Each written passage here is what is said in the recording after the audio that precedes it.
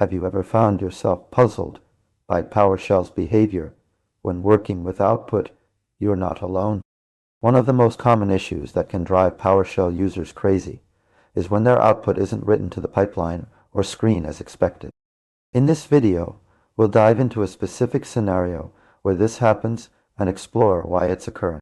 Imagine you're using the select object cmdlet with the property parameter to select specific properties from an object.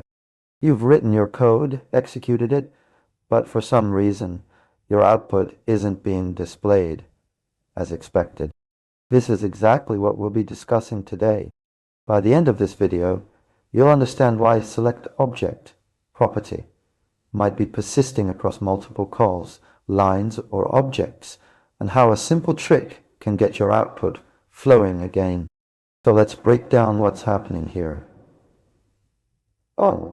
When you use select object with the property parameter, it creates a new object that only contains the specified properties. This is useful for narrowing down large datasets or objects to only show relevant information. However, there's an important side effect of using the cmdlet.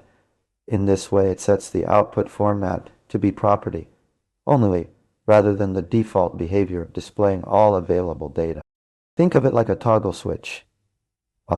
Once you use select object property, PowerShell thinks you only want to see specific properties and starts hiding other information from view, even if subsequent commands would normally display more comprehensive output.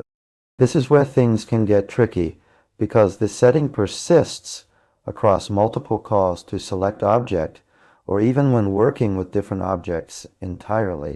The reason for this persistence is due to how PowerShell manages the pipeline's output format internally. Essentially, once you've told it to only show specific properties, it retains that preference until something explicitly resets this behavior. Now, here's where a helpful trick comes in.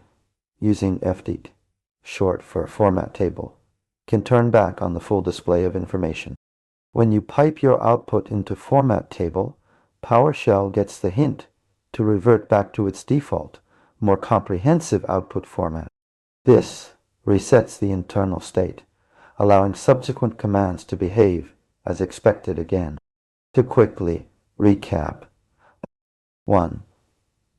Understanding select object using select object property creates a new object with only specified properties and sets an internal flag in PowerShell to show only these properties. 2. Persistence across commands.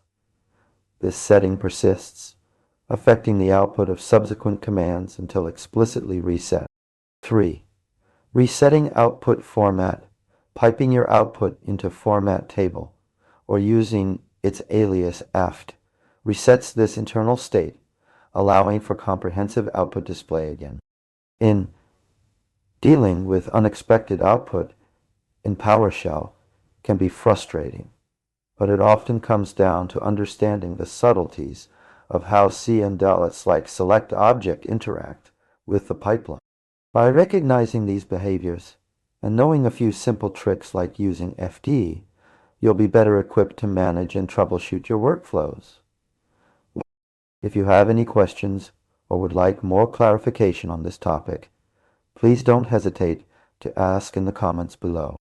Don't forget to hit that like button if you found this video helpful, and subscribe for more content aimed at helping you master PowerShell